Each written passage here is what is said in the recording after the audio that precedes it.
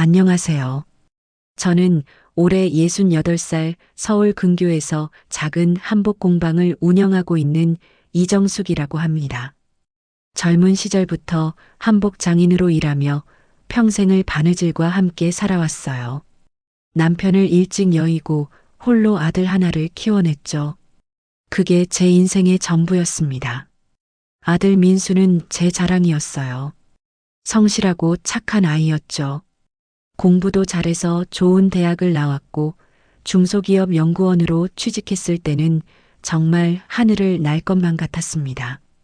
그리고 3년 전 드디어 결혼까지 했어요.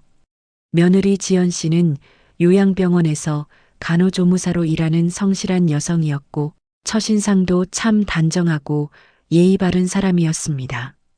결혼식 날 80kg의 건강한 체격으로 환하게 웃던 아들의 모습이 아직도 눈에 선해요.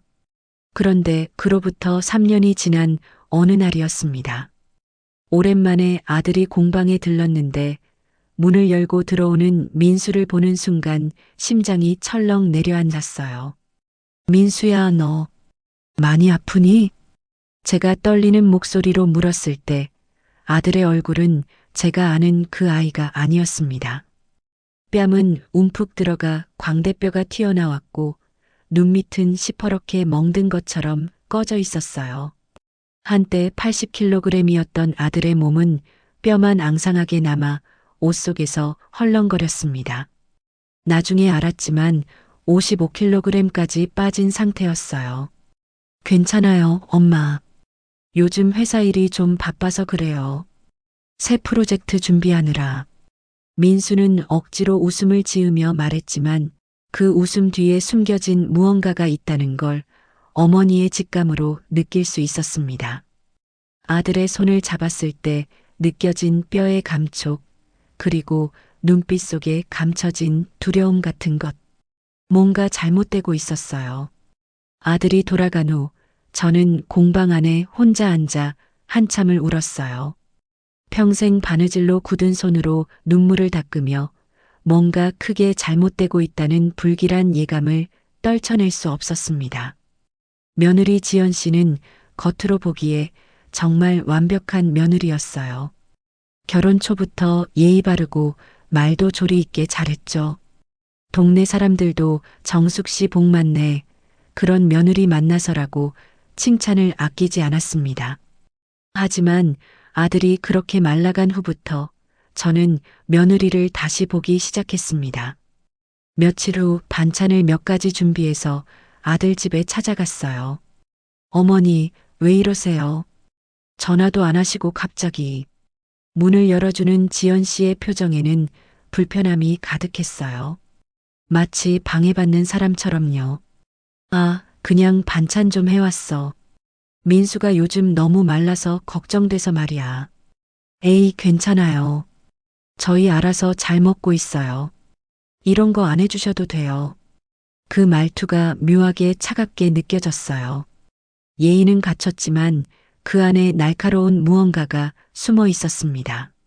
며느리는 반찬 봉지를 현관에 그냥 놔두고 안으로 들어가라는 말도 하지 않았어요.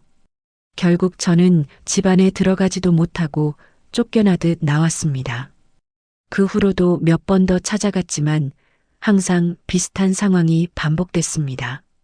며느리는 점점 더 노골적으로 제 방문을 꺼렸고 민수는 제 앞에서만 나타나면 눈치를 보며 불안해했어요. 어느 날은 집 앞까지 갔다가 안에서 들리는 큰 소리에 놀라 발걸음을 멈춘 적도 있었습니다. 제대로 하는 게 하나도 없어. 며느리의 날카로운 목소리가 문틈으로 새어나왔어요. 그리고 뭔가 깨지는 소리. 저는 초인종을 누를 용기가 나지 않아 그냥 돌아섰습니다. 집으로 돌아오는 길 내내 가슴이 두근거렸어요. 한 달쯤 지났을까요? 어느 날 은행에서 통장 정리를 하던 중 이상한 점을 발견했습니다. 민수가 매달 보내주던 용돈이 2달째 들어오지 않고 있었어요. 며칠 후 민수가 급하게 공방으로 찾아왔어요. 그런데 뭔가 이상했습니다. 엄마, 죄송한데 이번 달은 용돈을 못 드릴 것 같아요. 무슨 일 있니? 회사에서 월급을 안 줬니? 아니요. 그게 좀 급하게 쓸 때가 생겨서요.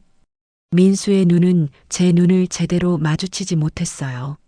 뭔가 숨기고 있다는 게 너무 명백했습니다. 그런데 엄마 혹시 당분간 돈 좀 빌려주실 수 있으세요? 200만 원만. 결국 저는 공방 운영비에서 200만 원을 빼서 아들에게 쥐어줬습니다. 하지만 마음이 편할 리 없었어요. 며칠 후 저는 아침 일찍 아들 집에 찾아갔습니다. 이번에는 예고 없이요. 초인종을 눌렀지만 대답이 없었어요. 그런데 문이 살짝 열려 있더군요. 조심스럽게 문을 밀고 들어갔습니다. 집안은 조용했어요. 거실을 둘러보는데 온통 어질러진 모습에 심장이 철렁 내려앉았어요. 부엌으로 걸어갔어요. 냉장고를 열었을 때 충격을 받았습니다. 물병 2개와 김치통 하나. 그게 전부였어요. 식탁 위를 보니 더 이상했어요. 냄비 바닥이 새까맣게 타서 딱딱하게 굳어 있었고 그 옆에는 소주병 조각들이 흩어져 있었습니다. 서랍을 열어보니 고지서들이 가득했어요. 전기세, 가스비, 관리비 모두 연체 표시가 찍혀 있었습니다. 그때 현관문이 열리는 소리가 들렸습니다. 며느리 지연이었어요. 어머니, 어떻게 여기?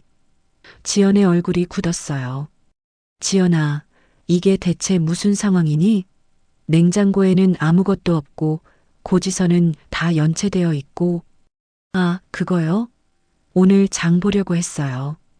걱정 마세요. 며느리는 가방을 집어들고 다시 나가버렸습니다. 저는 그 텅 빈 집에 혼자 남아서 주저앉았어요. 일주일쯤 지났을 때였어요. 민수가 공방에 들렀는데 오른손 손등에 크게 화상을 입은 붕대를 감고 있더군요. 민수야, 손은 어쩐 일이야? 아, 이거요? 별거 아니에요. 회사에서 실험하다가 실수로. 하지만 며칠 후 다시 보니 이번엔 왼쪽 팔뚝에 시퍼런 멍이 있었어요. 그리고 그 다음 주에는 이마에 상처가 있었습니다. 민수는 매번 넘어졌어요. 부딪혔어요 라며 얼버무렸지만 어머니 눈은 속일 수 없었습니다. 결정적이었던 건 어느 날 저녁이었어요. 민수가 공방 문을 두드렸을 때 비가 억수같이 쏟아지고 있었습니다. 문을 열었을 때 본 아들의 모습에 제 심장은 멈추는 듯 했어요. 젖은 셔츠 사이로 보이는 아들의 가슴과 배에는 시퍼런 멍 자국이 여러 개 보였습니다. 민수는 그대로 제 품에 안겨 울음을 터뜨렸습니다. 38살 어른이 어린아이처럼 엉엉 우는 모습을 보며 저는 온몸이 부들부들 떨렸어요. 하지만 민수는 끝내 말하지 못했어요. 핸드폰이 울렸고 지연의 이름이 화면에 떴습니다. 민수는 공포에 질린 표정으로 전화를 받더니 다시 비를 맞으며 뛰쳐나갔습니다. 그날 밤 저는 결심했어요. 더 이상 가만히 있을 수 없었습니다. 다음 날 아침 저는 인터넷으로 작은 CCTV 카메라를 주문했습니다. 일주일 후 택배가 도착했어요. 민수야, 엄마가 반찬 좀 해갈게. 내일 점심때 갈게. 다음 날 정오쯤 저는 반찬통을 들고 아들 집으로 향했습니다. 지연이 방으로 들어간 틈을 타서 저는 재빨리 부엌 선반 위 조미료통 뒤쪽에 카메라를 설치했습니다. 그날 밤 집으로 돌아온 저는 핸드폰을 켜고 실시간으로 영상을 확인했습니다. 오후 6시쯤 민수가 퇴근해서 집에 들어오는 게 보였어요. 30분쯤 지났을까요?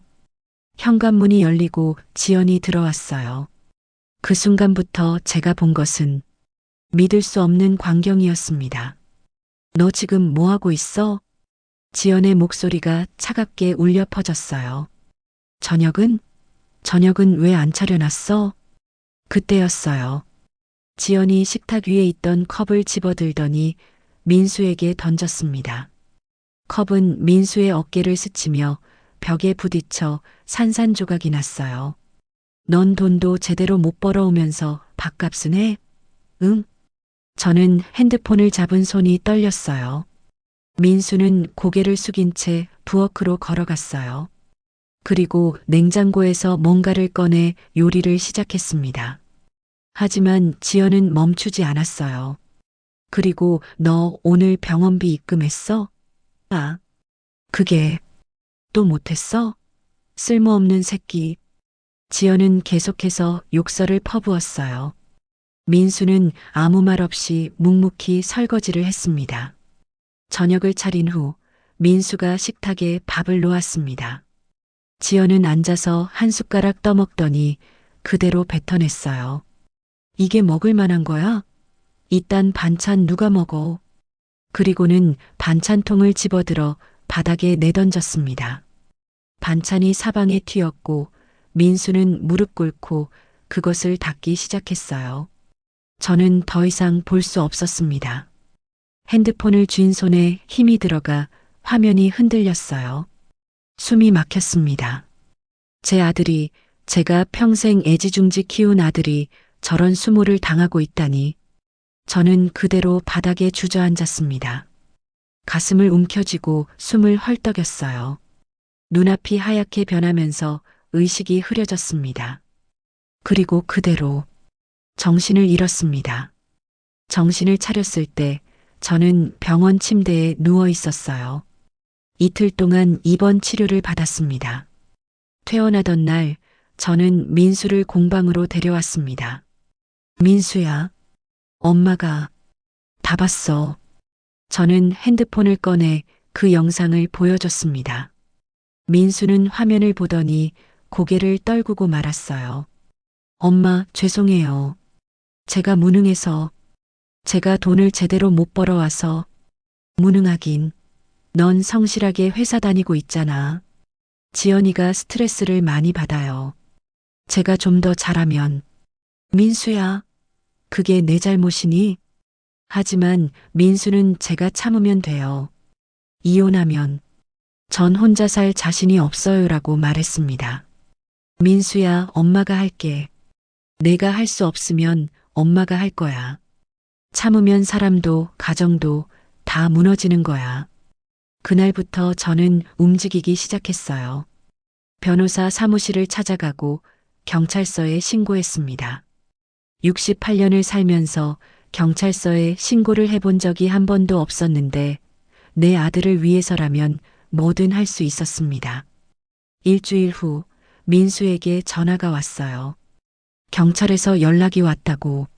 엄마, 왜 그러셨어요? 더 이상 참을 수 없어. 내가 죽을 것 같아서 엄마가 하는 거야.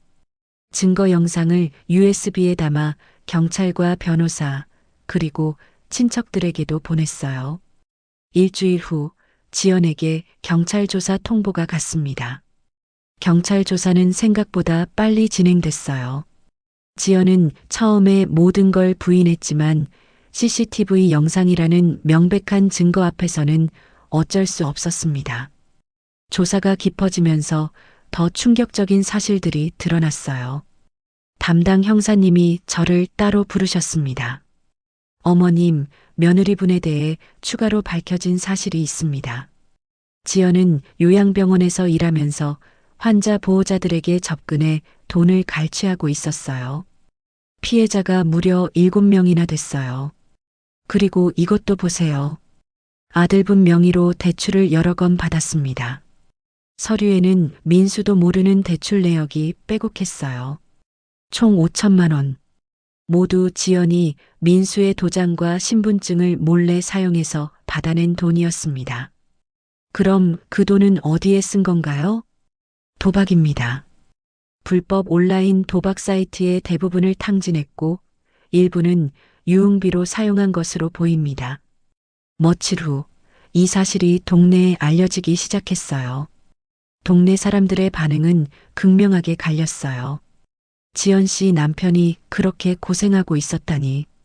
맨날 착한 척 하더니 속으론 저런 짓을 하고 있었어? 한 달 후 재판이 시작됐어요. 법정에 선 지연은 예전의 그 당당한 모습이 아니었습니다. 판사님은 징역 2년과 집행유예 3년 그리고 피해자들에게 총 8천만 원의 배상을 선고했습니다. 그리고 이혼 소송건은 원고 승소로 판결합니다.